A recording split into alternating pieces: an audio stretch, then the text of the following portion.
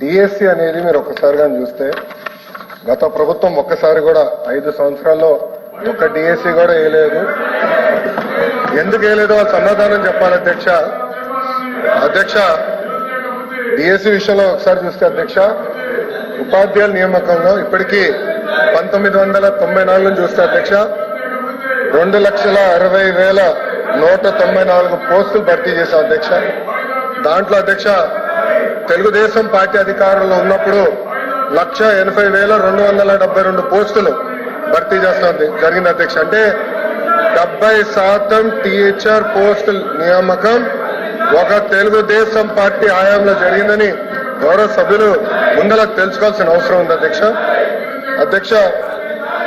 మీరు చూస్తే గౌరవ ముఖ్యమంత్రి గారు కానివ్వండి, నేను కూడా మంత్రిగా బాధ్యతలు స్వీకరించినప్పుడు డిఎస్సి పైన తొలి సంతకం పెడతాం జరిగింది అధ్యక్ష.